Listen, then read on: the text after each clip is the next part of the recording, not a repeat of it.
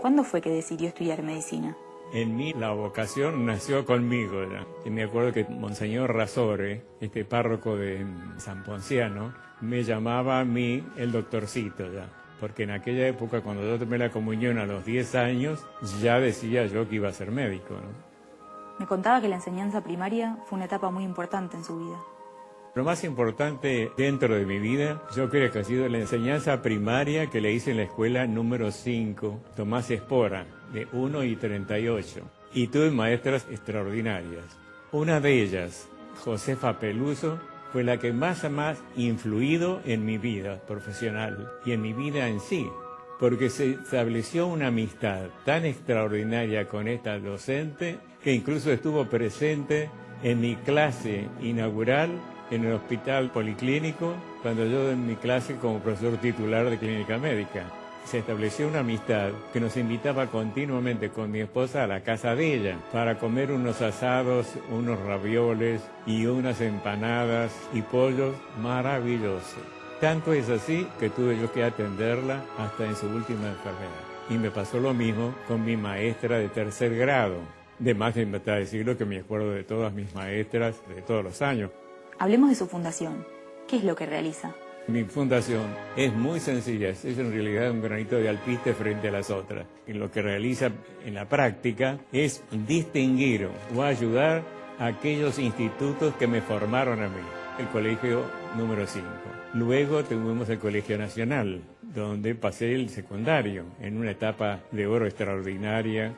La Fundación instituyó un premio al mejor egresado del Colegio Nacional de La Plata. El diploma, la medalla y $2.000. Tercero a la Facultad de Medicina.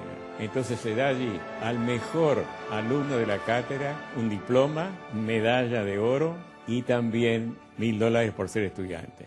También en la facultad instituí un premio para el mejor egresado de la Facultad de Medicina. Y luego un último premio que se da al mejor trabajo científico de la sociedad médica. Pero el Colegio Nacional tuvo un recuerdo gratísimo. Con una gran sorpresa, en el año 2005, el actual director, después de haber entregado yo el premio, creí que había terminado el acto. Y me dice, no doctor, no ha terminado el acto todavía. Me dan un diploma y una medalla como egresado ilustre del Colegio Nacional. Es un cargo que creó él, porque no existía antes. Y yo digo, es una vergüenza, digo, hay gente que ha cursado acá tantos años y que merecen esto. Y entonces ellos me tranquilizaban. Dicen, ¿sabe qué pasa? Todos los demás han cursado en este colegio, pero el único que ha dejado algo para el colegio sos vos. Es decir, tu fundación, que es a perpetuidad, que se ha formado con los bienes de mi esposa y míos, bienes que hemos heredado, muchos de ellos, otros hemos comprado posteriormente. Esta casa también, que la hizo mi abuelo, va a la fundación. Es decir, tiene medios propios, no tiene aportes de ningún tipo. Puede recibir lo que pueden donar. ¿Por qué? Yo lo había aprendido ya muchas veces al ver las otras fundaciones. Y a veces cuando uno no se inclina hacia la política, entonces la subvención desaparece. Por eso en realidad a veces cuando me distinguen a mí en ocasiones, le digo yo, en realidad no soy yo el que vale tanto, son aquella gente que me ha formado a mí. Porque hemos tenido tales ejemplos de ellos, tan extraordinarios en su conducta moral, ética, que nos ha sido un ejemplo permanente. Uno de ellos es el profesor César Rodríguez, mi maestro, y el otro es el profesor Massey, reconocido en Buenos Aires como uno de los clínicos más sobresalientes del país. Esa relación tan estrecha que tuvo con sus profesores hizo que se inclinara por la docencia. La docencia fue mi pasión.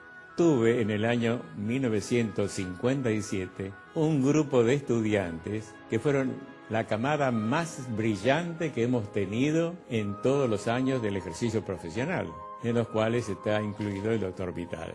Ese grupo era tan brillante que yo le dije a mi esposa, mira, yo voy a instituir un premio para estos muchachos porque merecen un estímulo, porque nunca hemos visto tanto entusiasmo. Entonces instituí un premio que se llama Premio de Semiología, que en aquella época a mí me costaba bastante porque tenía un sueldito nada más para ajustar el dinero para comprar la medalla de oro que tuvimos. Y también entonces le dije a Dorila, mi esposa, quiero ayudarlos a ellos para que conozcan otras materias, sobre todo clínica, porque yo enseñaba semiología cuando los conocía a ellos, pero la clínica es distinta. Los invité a ir los domingos a clase. Entonces, durante 10 años dicté clínica médica los domingos a las 10 de la mañana en el hospital policlínico. Los alumnos le llamaban la misa de Mancino. Y algunos días de lluvia, que yo creía que no iba a ir nadie, siempre iba. Estas fueron las clases que más me han gustado a mí dar, porque no eran obligatorias, iban solo los alumnos que querían aprender medicina. Y dentro de ese grupo han salido los profesores más importantes de la Facultad de Medicina. Y entonces les decía yo a ellos, para enseñarles, para estudiar y saber medicina, no hay otro camino que del libro al enfermo y del enfermo al libro. No hay ningún otro camino. Porque si ustedes leen muchísimo, pero no tienen contacto con los enfermos, no tienen práctica. Es lo mismo que no es posible que un médico se reciba sin haber hecho guardias hospitalarias. Yo creo que los trabajos prácticos son los más importantes para que ellos aprendan medicina. Por eso siempre he dicho yo que el profesor titular debe bajar de su alto sitial y el blanco de su guardapolvo mezclarse con el blanco de los guardapolvos de los estudiantes de medicina. Así entonces ellos verán cómo yo me acerco a un enfermo, cómo lo interrogo, cómo lo examino. Hay una metodología importantísima que yo siempre he utilizado y que me ha dado un gran resultado. Apenas me muestran un enfermo nuevo, lo primero que hago yo es pedir una silla y sentarme. Al sentarme yo al lado de él, los ojos de él están a la altura de mis ojos. Es decir, que el médico no está por allá arriba, está al lado de él.